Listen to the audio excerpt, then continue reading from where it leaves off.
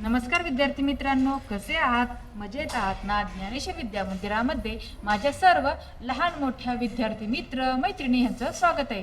मुलांनो, तुम्ही आपल्या ज्ञानेश्वर विद्या मंदिर या यूट्यूब चॅनल सबस्क्राईब केले का? जर सबस्क्राईब नसेल केलं तर लगेच सबस्क्राईब करून घ्या व सबस्क्राईब समोर जे नोटिफिकेशन आहे त्याला हिट करा, जेणेकरून आपल्या चॅनलवरती अपलोड होणारे नवनवीन शैक्षणिक व्हिडिओज तुम्हाला पाहायला मिळतील.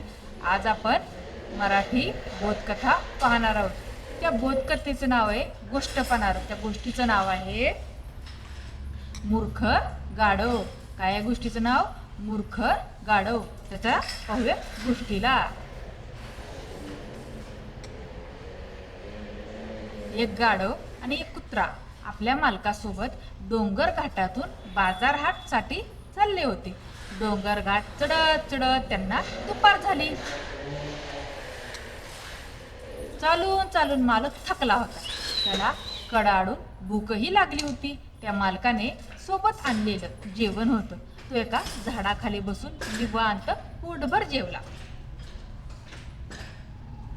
जेवल्यानंतर तो झाडाच्या थंडगार सावलीत एक डुलकी घ्यावी म्हणून थोडा आडवा पडला. इकडे गाढवाने डोंगर घाटात उगवलेलं हिरवेगार गवत पोटभर खाल्ले. बिचारा कुत्रा तो मात्र उपाशीच होता. त्याला भूक लागली होती, पण खाणार काय? त्याला खाण्यासाठी काहीच नव्हते.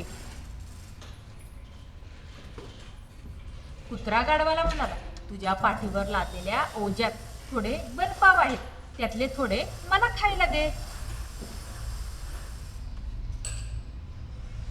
गाढव कुत्र्याला म्हणाला, जरा थांब, मालकाला उठू दे. मालकाला विचारल्याशिवाय मी कसे देणार? तेवढ्यात तिकडून एक लांडगा आला. तोही खूप भुकेला होता.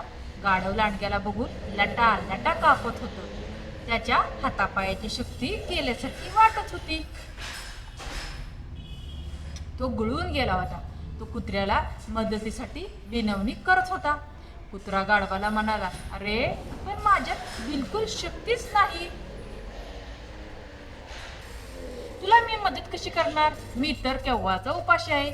मला तर तू काही खायलाही दिलं नाहीस. थोडं थांब, मालकाला उठू दे. मालक उठले की तुला मदत करतील.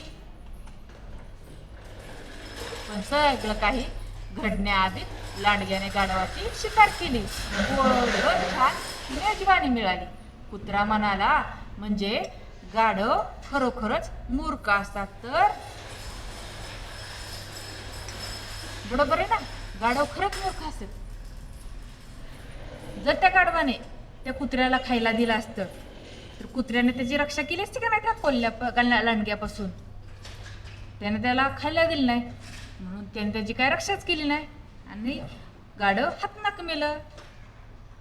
तर अशी ही गोष्ट संपली बरं का. तर ही गोष्ट तुम्हाला आवडली का? ही गोष्ट जर आवडली असेल तर गोष्टीला जास्तीत जास्त शेअर करा. चॅनलला सबस्क्राईब करा. धन्यवाद.